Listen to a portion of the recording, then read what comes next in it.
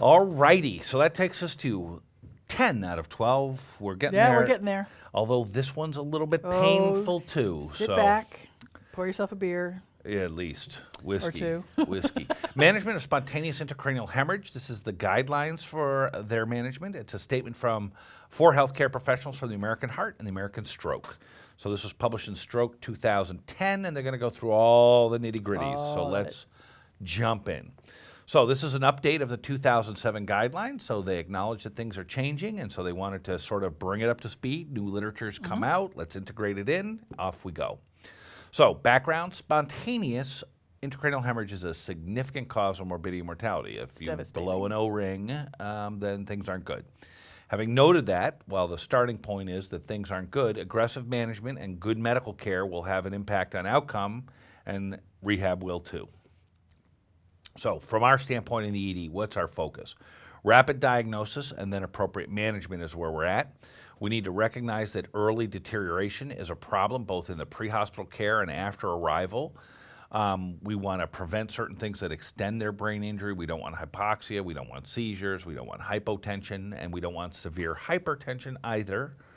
So pre-hospital management is to provide ventilatory and cardiovascular support and transport, and the secondary goal is getting what they can from the history and the circumstances. Was there associated trauma, et cetera? Is there a DNR or a pulsed kind of thing in terms of giving us guidance in terms of what they want? Pre-hospital, what I want done. Physician orders for life-sustaining treatment.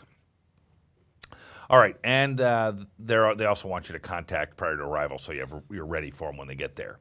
What are our ED issues? We should be prepared to manage, and if you're not at a place that has the resources, appropriately and rapidly transfer.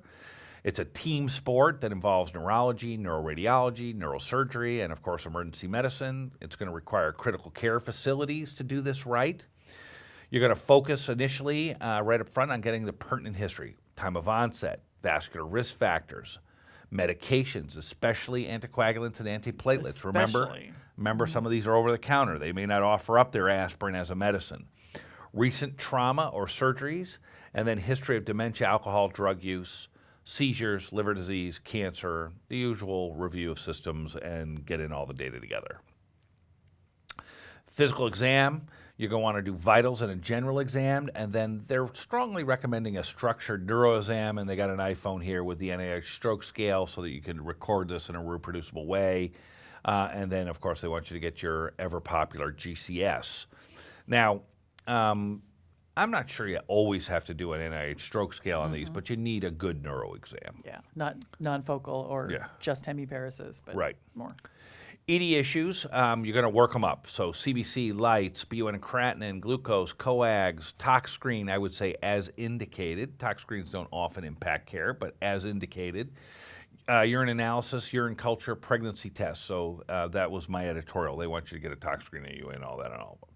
EKG, no argument here. Chest X-ray, and then you're going to move quickly to neuroimaging per the capability of your facilities and per what you think is going on. We're going to get into some real nitty-gritty on when you want to do secondary and more advanced neuroimaging. Multiple issues and challenges here, not many standardized pathways, and here's some of the stuff we talk about. Should we make the blood pressure go up or go down? Should we tube them and take their breathing away and sedate them and deny ourselves an exam? Should we reverse their coagulopathy? What imaging should be done and when? Who should be involved in terms of consults? Do you need a neurosurgeon or not? Is there a surgical role here? Is there not? What interventions are appropriate? So let's talk about neuroimaging. And so clinically very difficult to differentiate ischemic from hemorrhagic events when you first meet them. Sometimes you have something that's too sudden to be ischemic, so you kind of know it's a vascular event.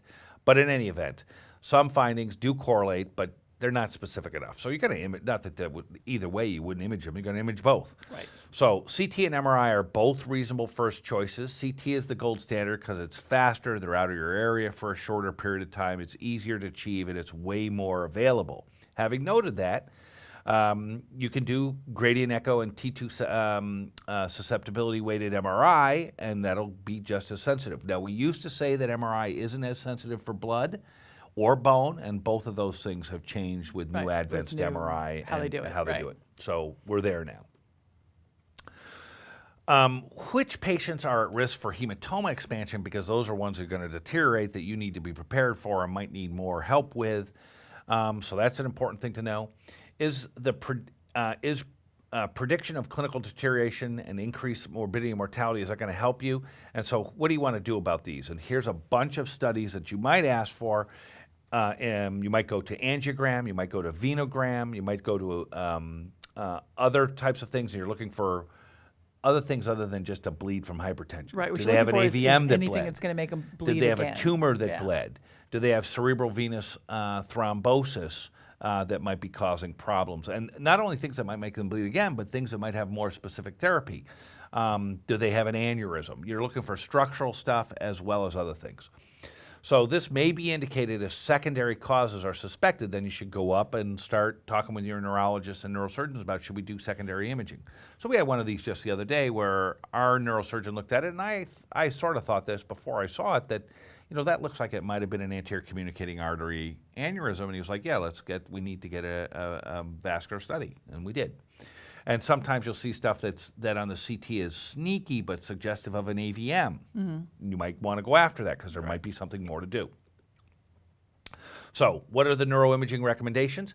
Rapid neuroimaging with CT or MRI, and for most of it, it's going to be CT. CT angiogram and contrast-enhanced CT may help if you think there's a risk for hematoma expansion, and you can do other studies if you think there's a structural lesion or some specific cause you want to find. So that's all recommended. Yep. So it's not uncommon for you to have to bump these up to a second imaging study even during their ED course. A lot of times the MRI can wait, but not if you're looking for something that's at risk for making them acutely expand their hematoma and deteriorate, or trying to do a diagnostic study that will change management, in which case you should move to it now. So let's talk about medical management of these patients with regards to their hemostasis and platelets and DVT prophylaxis. So first off, coagulopathy. If you've bled in your head and you got a coagulopathy, that's a problem. You should think about maybe you want to do about that. There. So patients on oral anticoagulants with life-threatening bleeding should be normalized as soon as possible.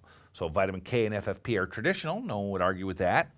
But there's new stuff, prothrombin complex concentrates, and they come in a couple of different ways. There's one that has all 4 factors, and then there's Beriplex, which has 3 out of the 4. At LA County, where I am, and I don't know what you guys have, we only have Beriplex. I think we're probably the same. Yeah. And then there's recombinant factor 7A as a potential therapy, which we're pretty much going to shoot down here. I'll let that cat out of the bag. All right, so prothrombin complex concentrates. They're plasma-derived. They contain these 4 factors, 9, 2, 7, and 10. Beriplex has only 3 out of the 4, and I don't know which 3 right now.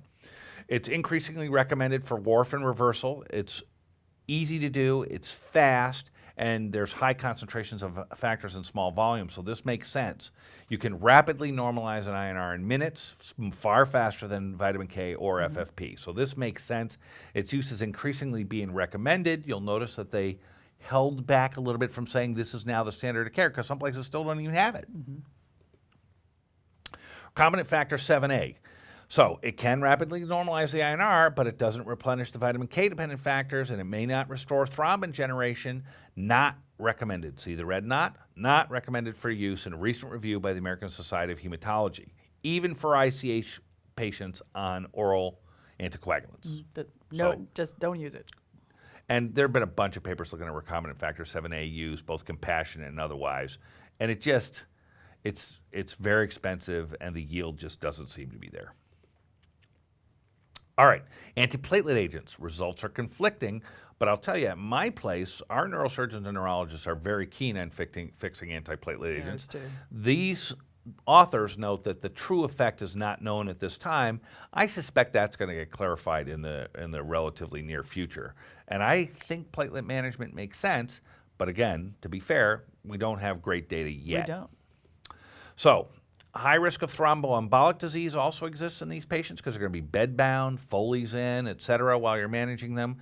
And so, putting the pneumatic stockings on, the squeezers, to decrease their risk of DVT, that makes obvious sense. And that's just not true for strokes. It's for any bedbound patient that you're going to put in the hospital. Plus they feel good. Role of additional anticoagulation is unclear. And now we're getting stretchy, but no harm seen if the ICH is stable. Then you get into this question, when does the When? ICH become Yeah. stable? Is it 1 day, 2 day, 4 days? Fortunately, I think that decision's not, I hope they're ours. out of the ER by then. So I hope I'm not making that decision. All right. What are the recommendations? If there's a severe coagulation factor deficiency, they should get factor replacement. So if they're on with warfarin, stop the warfarin. That'd be good. Replace factors with FFP. Give IV vitamin K.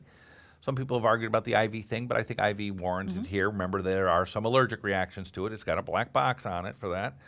PCCs are a reasonable method of doing it if you got them. And the full 4-factor PCC is better than the 3-factor PCC for this. And recombinant factor 7A, not in there. Recombinant factor 7A has also not been recommended in non-coagulopathic ICH patients. So, factor 7A is just taking a bunch of hits here. Factor 7A has undergone, recombinant factor 7A, outside of its role in hemophilia, where it works, and it's a good thing, it has undergone sort of a massive ignominious demise and trauma and stroke and a variety of things. It's been sort of beaten up pretty darn. It's got black eyes and is slumped over in the corner. Platelet transfusions in patients on antiplatelet agents considered investigational. As I said, at my institution, they're pushing hard for this. Even if they're on aspirin, they want us to give platelets with a normal platelet count because they're like, our platelets don't work. They do it with us too. They actually use So, DDAVP too. Yeah, and DDAVP is talked about. Very good. Thank you for reminding me of that. All right. In terms of DVT prophylaxis, pretty straightforward. Pneumatic compressions, yes, and when they're ready, 1 to 4 days out, you can consider putting them on low molecular heparin when their bleed has stopped bleeding and is stable. I don't want to make that decision, though. No, unfortunately, we won't have to. All right, now we go into the quagmire of the blood pressure. Okay, so we're going to go there. Blood pressure is frequently elevated after stroke, and my feeling is a lot of times it will normalize relatively quickly after they arrive in the emergency room. They're adequately cared for, sometimes with sedation, sometimes with intubation, so you won't have to do anything. However, they are quick to point out here that in a hemorrhagic stroke, the ischemic penumbra is not seen like it is in ischemic strokes. And therefore, there are these studies that have looked at it, the INTERACT trial, where they say, you know what, you really ought to go after it. And so what they did in that INTERACT trial was randomize patients to placebo versus IV blood pressure lowering agents and targeted different blood pressures. What did the study show? It showed a trend towards lower ICH growth, which is really a disease-oriented outcome more than a patient-oriented outcome. But it took a lot of work. It was an intensively managed group, and some of these people are getting art lines and stuff. It's not easy to do. They say no downside seen in this group, data insufficient to recommend a definitive policy, and the guideline doesn't recommend a current treatment. So there you go. That's INTERACT. All right, management of BP based on incomplete efficacy evidence, but here's what they say. They acknowledge up front, we don't know that much about it, but here's what we're going to tell you. If their systolics greater than 200 or their MAPs greater than 150, consider knocking it down with IV meds and monitoring blood pressure every 5 minutes. So they don't say which meds, but obviously this could be nipride, it could be esmolol, it could be something moment-to-moment titratable, though, because they're after Q5 minutes. So that's for the highest ones. Now, if the systolic is greater than 180 and the MAP is greater than 130, then there's a possibility, there's an and in there, and there's a possibility of elevated ICP. Consider monitoring ICP and reduce blood pressure by intermittent or continuous IV meds. So now you could start doing bolus labetalol or hydralazine. Right, and the goal of this, like they're based it on a cerebral perfusion pressure, which this is getting way out of anything we would do in the ER unless they happen to have a bolt in and they have a ICP my monitor. patients don't often come in with a bolt in place. Not usually. All right. Ongoing recommendations. If the systolic is greater than 180, MAP greater than 130, and no evidence of elevated ICP, consider modest reduction using intermittent or continuous IV meds and re-examine every 15 minutes, not Q5, now we're up to 15. In patients with an SBP of 150 to 220, lowering it to 140 is probably safe. Probably. We know there are some patients who actually perfuse better at higher pressures, and this sort of presupposes that there's an autoregulatory failure. And that's not always the case, but there you go. I'll leave it at that. All right. In terms of preventing secondary brain injury, what causes secondary brain injury? Hypoxia, increased metabolic demands like seizures, other metabolic abnormalities, and Hypotension. we'll talk about hypotension. Those are the biggies. But hypotension and hypoxia are clearly the biggies. So you don't want to go there. So if you blow it with your blood pressure management and you go over the cliff and lower it too much, now you're causing secondary brain injury. So whatever your blood pressure management is, it better be moment-to-moment titratable, and you better watch it like a hawk. And go at I like the phrase, rush slowly here. Do it, but, get it right. Now, what are you going to do with these people to prevent secondary brain injury? Well, you're going to admit them to a neuro ICU, and you're going to document thoroughly, and you're going to have care providers who know how to do that. All right, what about the glucose? We know if you have a stroke, your sugar will go high, but is there some cause and effect? Yeah. Is the higher the sugar really need to be wrapped up, or is this just sort of a normal cascade of a counter-regulatory surge where, your cortisol levels go up, your catechols go up, et cetera? So optimal management currently unknown. Thank you for saying that. They did. Hypoglycemia should be avoided, though, they say, and I agree with that. And when you say that the optimal management is not known and hypoglycemia should be avoided, then you got to be careful if you're going to lower the sugar. So do it carefully. Don't overshoot. What about temperature management? Fever correlates with worse outcome. Some of these are thalamic and thermoregulatory issues. Some of them are concomitant infections, et cetera. But there's no data that links fever treatment to outcome. So cooling, not systematically investigated. Most of us, if they have a fever, would give an antipyretic, but not aggressively cool them. No. All right, what about seizures and anti-epileptic drugs? Clinical seizures, if they are seizing, treat them. However, prophylactic anticonvulsants, not warranted. And then the last little push that they put in here is that if the patient has a mental status that seems depressed out of degree to brain injury, which requires some judgment, then you should suspect non-convulsive status, get an EEG.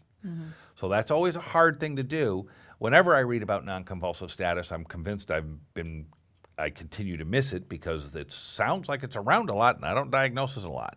Having noted that, the ability to get an immediate EEG has been increasing in many ERs. There's a lot of portable sets and things like that. So if you're worried about non-convulsive status, they want you to go after it because leaving that person in non-convulsive status is a problem. Yeah, and I think this particular this prophylactic anticonvulsants should not be used is a bit of a change for what some people have used as their practice for a long time. A lot of people gave them. A lot of people. So I think that's probably one of the bigger things in this particular guideline that is a change from what people have been doing for a long time. And a lot of we were giving them routinely for a long time, not knowing that it didn't really do much. Yep. All right, what about ICP monitoring and treatment? If the hematoma is small and the interventricular hemorrhage is limited, so now we're going to get into the, not only do they have a bleed in their head, but there's extension into the ventricles.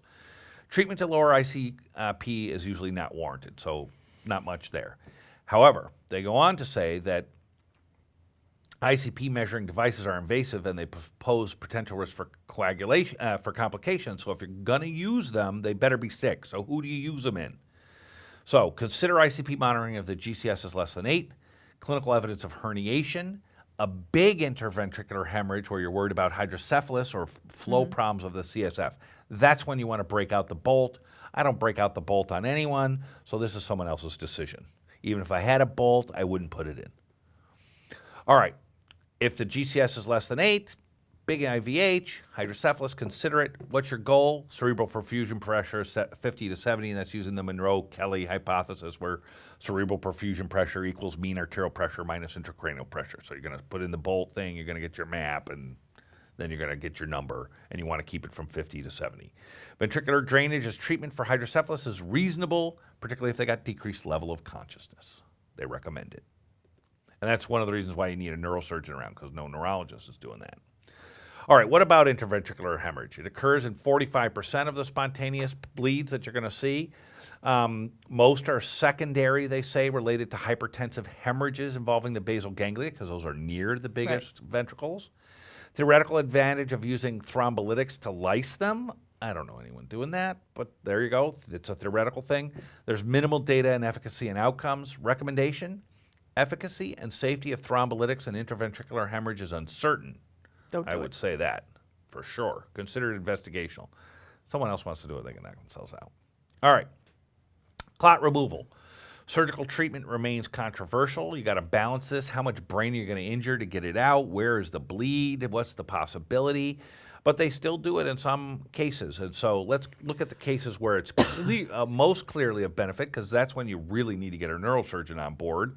And so what they're going to say is this. If they've got more than a 3 centimeter or posterior fossa bleed with brainstem compression or hydrocephalus, there's good outcomes with surgery. And this is just sort of a reminder to you that Cerebellar is different. Cerebellar is different. So you want to go after those. So cerebellar hemorrhages are about 15% of them all. But if it's posterior fossa, it's big and it's pushed on the brainstem, that's also known as impending death. You don't have much chance, which is why the surgical outcomes are good. Other locations of clots in terms of surgical removal are really variable, some worse outcomes. It's all over the dartboard. What about minimally invasive surgical clot removal? There are techniques available with stereotactic guidance. No one knows what to do with these. Trials show decreased mortality if it's done 12 to 72 hours, but not much in functional outcomes. So we don't know where we are with that. That's plus minus. All right, what's the timing of the surgical intervention? It's a Goldilocks thing. You don't want to go too early and you don't want to let them die. So very early surgery, 4 hours of less, worse outcomes. And there's no clear timing benefit between 24, 48, 70. So somewhere in there is the right time. Obviously, if they die because you didn't do it, that's too late. By definition. By definition. So for most patients, surgery is uncertain. Cerebellar is one exception if they got a big one with pressure and hydrocephalus. And then for non-cerebellar bleeds, if the clot's bigger than 30 ml and within 1 centimeter of the surface, you can consider it. In other words, you might not have to destroy too much brain getting the clot out. Minimally invasive clot stuff is experimental, and there's no evidence that surgery improves functional outcome outside of the cerebellar scenario that we outlined. All right, when should you withdraw support? Call them DNR. They say that this is really hard. Obviously, if they arrive DNR, you can keep them DNR. And they say that aggressive full care early after the stroke is indicated and that you ought to postpone these decisions to 2 days till you know whether they're going to rebleed, edema, where they stand. Right. One of the things I found in an institution that has a neurosurgeon on board that's around all the time, and they do see that most of these people have pretty dismal outcomes, is it's pretty hard. I'm finding it's our job to say, wait a second here, keep going. You know, it's only been 2 hours. We don't really know where it's going to go yet because there's a little bit of a throwing hands up sort of deal. So this ends up sort of our role, I think. And the top bullet, which I didn't talk about yet, is really what you're describing, Di, which is where the neurosurgeon comes down and says it's useless, and then it becomes a self-fulfilling prophecy because they don't do much. Right. Or the rest of the care gets sort of a lower tier to it because people aren't, you know, they went into the hopeless mode and then guaranteed that it would be hopeless. Preventing a recurrent bleed if they live to have some reasonable outcome, that would be important. And there are risk factors that we know. Lobar location makes them bleed more, older age, ongoing anticoag, some genetics, and then a greater number of microbleeds on MRI. So in these people, what can you do about it? Well, you better control their blood pressure like a hawk. And you ought to consider ditching their anticoagulants. What are their indications? What's the risk really benefit? Need it. Got to decide whether the benefit outweighs the risk. Statins, we don't know. They should stop drinking or they should enjoy it more with the days they have left. And no recommendation they should drink good liquor. No recommendations can be made regarding exertional activities. The idea that they're going to, you know, run too hard or walk too hard and burst something, we don't know yet. Rehab and recovery. There's a big rehab and recovery component to this disease for those that live. You want it to be as good as possible. Half of the survivors remain dependent, and recovery can continue indefinitely, but certainly a well-organized multidisciplinary stroke unit improves it. And so the recommendation is that all patients have a multidisciplinary rehab. It's about the swallowing studies. It's about, you know, what's their ambulatory capabilities? What kind of assistance do they need? What, you know, their ADLs, how well do they do them, et cetera. All right. So lots of summaries on this one. Lots of summaries. So get a CT quickly. Get a secondary study if you need it. Get a secondary study if you need it, particularly if you're thinking structural lesions or there's something fishy. If severe coagulation factors, fix it. If they're on warfarin, hold it. Give them FFP and vitamin K. And if you got PCCs, go for it. Factor 7A is dead here. Not indicated in the non-coagulopathic patients either. Patients with ICH should have compression stockings, and eventually you consider low molecular weight heparin. That won't be our role. BP, this is us. If they're greater than 200, their SBP, bring it down. If their MAP's greater than 150, bring it down. Do it with IV meds and monitor them closely. Don't overshoot. If their SBP is 180 or their MAP's 130, bring it down. You can go a little more gradually here. And if their SBP is greater than 180 or MAP greater than 130, then you should bring it down as well. And it's probably okay to bring them down to a 140, probably is safe. But be careful with this. The biggest harm to me here is if you overshoot. If you overshoot, you're screwing up. So you need titratable agents. You got to be cautious with them. You need to be checking vitals like a hawk. Q5 minutes in the most dicey of situations, Q15 minutes even in the most relaxed of scenarios. Admission recommendations, yes, they should be admitted if they don't go to the morgue, and they should go to an ICU. They should have team management. Glucose, certainly don't overshoot here either, but you ought to be monitored, and you should shoot for normal glycemia without overshooting. Seizures and anti-epileptic drugs, treat seizures as they occur. Don't prophylax. Worry about non-convulsive status. Get an EEG if it's there. Something's fishy. What about ICP monitoring in the sickest group? Yes, we don't do this, so I'll leave that slide. It's not our job. What about intraventricular hemorrhage? If it's big and if you're worried about it causing hydrocephalus, then you can consider doing something about it. The efficacy and safety of thrombolytics is uncertain and investigational. All right, who gets surgery? Cerebellar bleeds that are big and pushed on the brainstem, or hydrocephalus, then you can decompress them. You might consider a clot closer to the surface of the brain as one that might be reachable. Again, that's not your domain. It's the neurosurgeon's decision. There's some minimally invasive clot evacuation stuff that's investigational, and there's no evidence that this stuff really works just yet, and some of it might be harmful. If you're going to do surgery, don't do it too early. It might be worse. Don't do it too late. They might be dead. Do it in the middle. Outcomes, aggressive support should be provided. Don't DNR them too early. Don't make it happen. Don't make it happen by becoming a self-fulfilling prophecy. In terms of preventing recurrence, here's some things. We talked about them. Avoid anticoag, alcohol, no restriction on activities, and certainly control their BP. So it's reasonable that all patients with intracranial hemorrhages have multidisciplinary care and good rehab. This is one of our big conclusions that should be contributed to discharge and the continuum of care at home, because a lot of them don't go to home. They go to other long-term care facilities.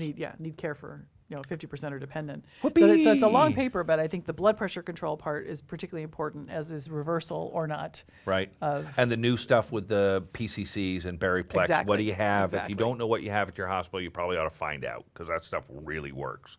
And you start kind of paying attention. Like, obviously, the head bleed probably trumps even the valve.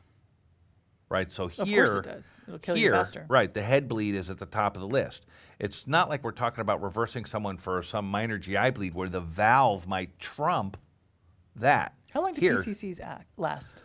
I would love to say I know the answer off the top of my head, but I don't. But It's I think thing. I know they're quick on. I don't know what their half-life is. Yeah, I mean, if they're the factors, they shouldn't be super long anyway, because they don't have more than 24 hours. But I just wonder, because that's actually also nice sort of in between where you can get them reversed for a short amount of time. Yeah, of course, ask the question I got no clue on. And it's on tape. On tape.